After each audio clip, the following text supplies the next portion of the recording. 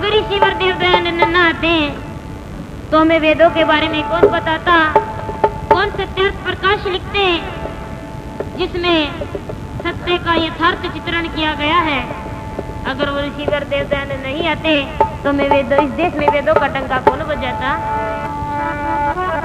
योगी आया था वेदों वाला, किया था उजियाला इस दुनिया में सच्चे ज्ञान का।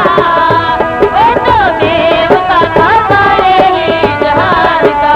ओ योगी आया था वेदों वाला, किया था उजियाला इस दुनिया में सच्चे ज्ञान का। वो तो देव का था सारे ही जहान का।